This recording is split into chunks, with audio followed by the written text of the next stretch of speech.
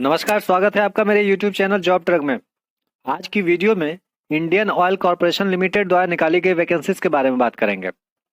तो Indian oil corporation द्वारा executive level की कुल 106 पदों पर वैकेंसी निकाली गई है।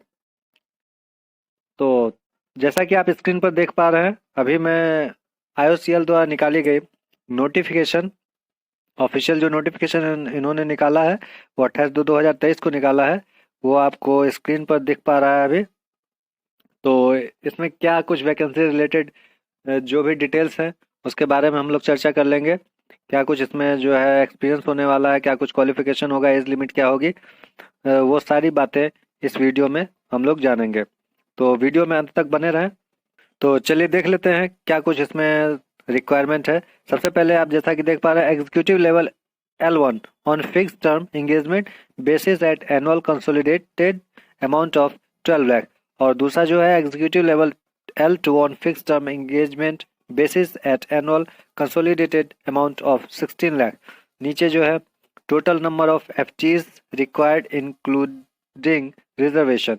तो एग्जीक्यूटिव लेवल L1 के लिए 96 है और एग्जीक्यूटिव लेवल L2 के लिए 10 है, जिसमें कि आपका UR लेवल 1 के लिए 41, SC 15, ST 7, OBC 24 और EWS 9 है।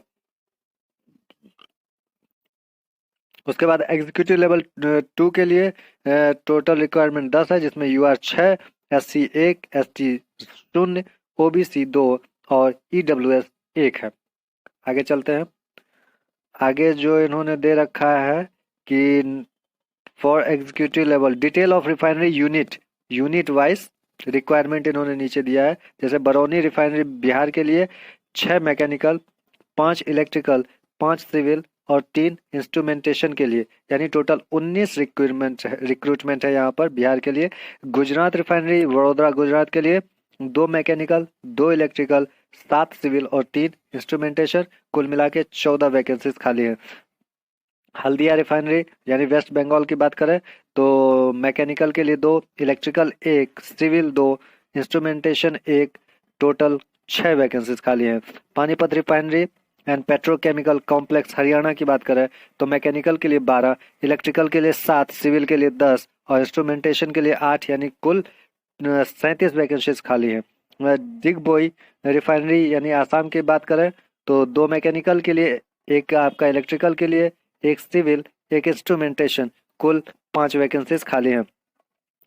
पारादीप रिफाइनरी उड़ीसा की बात करें तो 5 मैकेनिकल के लिए, 4 इलेक्ट्रिकल, 5 सिविल और 1 इंस्ट्रूमेंटेशन, यानी कुल मिला के 15 वैकेंसीज खाली हैं। इस प्रकार से ये L1 लेवल के लिए था, तो टोटल 29 वैकेंसी हो गई मैकेनिकल के लिए, और 20 हो गया इलेक्ट्रिकल के लिए, 30 सिविल के लिए और 17 इंस्ट्रूमेंटेशन, कुल मिला के 96 हो जाता है। अगर एग्जीक्यूटिव लेवल 2 की यदि बात करें तो बरौनी रिफाइनरी बिहार के लिए 1 मैकेनिकल, पानीपत रिफाइनरी और पेट्रोकेमिकल कॉम्प्लेक्स हरियाणा के लिए 8 मैकेनिकल ट्रेड्स है, और डिगबोई रिफाइनरी आसाम के लिए 1, टोटल 10 वैकेंसी है। एजुकेशनल क्वालिफिकेशन नीचे इन्होंने मेंशन किया है, तो उसको भी देख लेते हैं।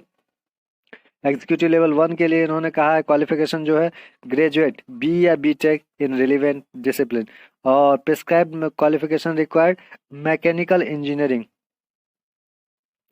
और नीचे इन्होंने दूसरे सेक्शन में इलेक्ट्रिकल इंजीनियरिंग भी मेंशन किया है।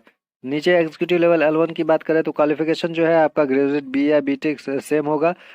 इधर इन्होंने प्रिस्क्राइब में दे दिया है कि सिविल इंजीनियरिंग, इंस्ट्रूमेंटेशन इंजीनियरिंग, और डिप्लोमा यदि है तो डिप्लोमा इन रिलेवेंट डिसिप्लिन, तो मैकेनिकल 3 साल का diploma in mechanical engineering, electrical है तो इलेक्ट्रिकल 3 साल का डिप्लोमा इन इलेक्ट्रिकल इंजीनियरिंग, और सिविल है तो उसमें भी 3 साल का, इंस्ट्रूमेंटेशन है तो उसमें भी 3 साल का डिप्लोमा हो सकता है। एग्जीक्यूटिव लेवल 2 की बात करें तो ग्रेजुएट में B या BTech इन मैकेनिकल इंजीनियरिंग, तो मैकेनिकल इंजीनियरिंग के साथ साथ इन्होंने डिप्लोमा की यदि बात की तो डिप्लोमा मैकेनिकल इंजीनियरिंग में यदि आपके पास डिप्लोमा है तो 3 साल का डिप्लोमा होना चाहिए।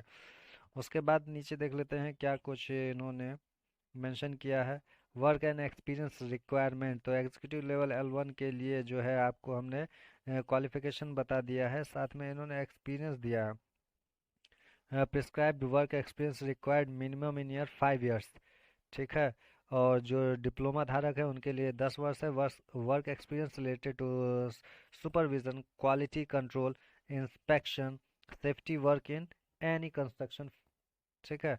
और एग्जीक्यूटिव L2 की यदि बात करें तो उसमें जो है आपका ग्रेजुएट BA BTech हमने आपको बता दिया है, और मिनिमम एक्सपीरियंस 10 वर्ष, और यदि डिप्लोमा धारक है तो उसके लिए 15 वर्ष एक्सपीरियंस लेवल रखा गया है।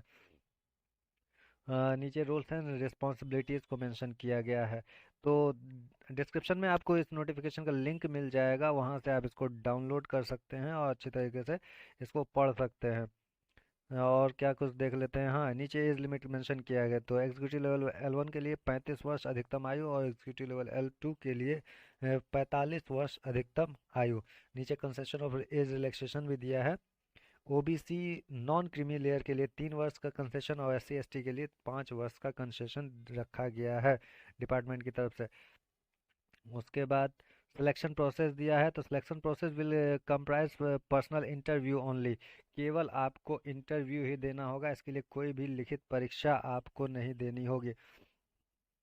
Candidate will have the option to speak either English और हिंदी, यानी आप हिंदी या इंग्लिश दोनों ही किसी भाषा में जो आप बेहतर समझते हो आप उसमें इंटरव्यू दे सकते हैं।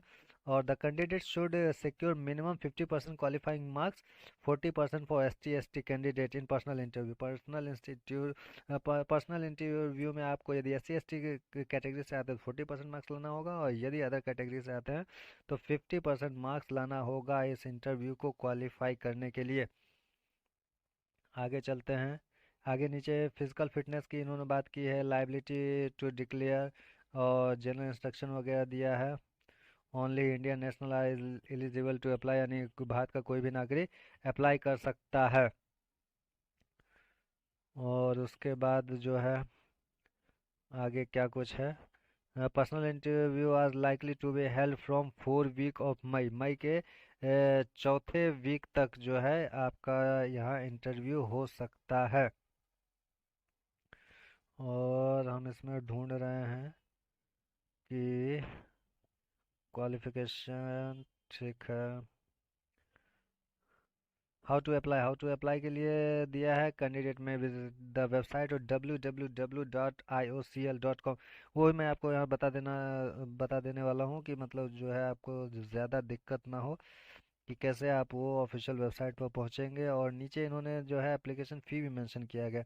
General OBC NCL and EWS candidate required to pay non refundable application fee of ₹300। No application fee is required to be paid by candidate belonging to SC ST और XSM कैटेगरी। उसके बाद जो है इन्होंने कहा है candidate meeting the prescribed eligibility criteria for a notified FTE position.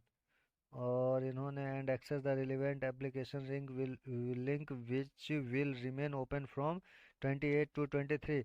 तो मतलब 28/2/2023, यानी आज ही के दिन फरवरी में जो है आज ही के दिन से ये लिंक ओपन हो चुका है, जो कि 22/3/2023 तक आप इसमें आवेदन कर पाएंगे।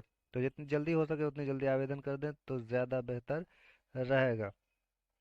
तो जो कुछ खास जानकारियां थी वो लगभग मैंने आपको पहुंचा दी हैं। बाकी ये जो है आपका डिस्क्रिप्शन में लिंक दिया गया है, उससे आप इसको डाउनलोड कर सकते हैं।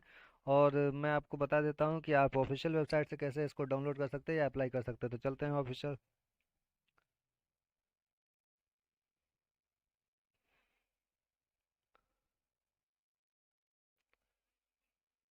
तो हम आ गए हैं इंडियन ऑयल के ऑफिशियल वेबसाइट पर। इंडियन ऑयल के ऑफिशियल वेबसाइट पर जो है आपका कुछ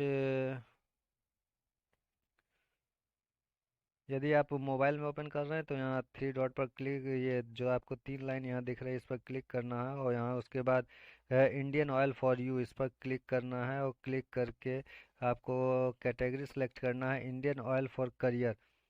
नीचे से जब ऊपर की ओर तीसरे नंबर बढ़ेंगे तो इंडियन ऑयल फॉर करियर, और फिर करियर का पहला ही सेक्शन है उस पर क्लिक करेंगे। उसके बाद आप जो है लेटेस्ट जॉब ओपनिंग सेक्शन में जाएंगे, और वहाँ पर जॉब ओपनिंग को जैसे ही आप क्लिक करते हैं तो आप पहुंच जाएंगे इनके ऑफिशियल वेबसाइट का जहाँ जॉब दिया है, ये नीचे recruitment of experience personal on fix term contract basis detail advertisement पर क्लिक करेंगे तो पहले ही नंबर पर डिटेल एडवर्टीजमेंट दिया है, वहाँ से आप नोटिफिकेशन डाउनलोड भी कर पाएंगे और click here to apply online और अप्लाई भी यहाँ से कर पाएंगे। तो आज की वीडियो में इतना ही। यदि वीडियो पसंद आया तो प्लीज़ वीडियो को लाइक कर दें और चैनल पर नए हैं तो चैनल को सब्सक्राइब कर लें। मिलते हैं अगली वीडियो में कुछ नए जॉब नोटिफिकेशन के साथ। वीडियो देखने के लिए बहुत बहुत धन्यवाद।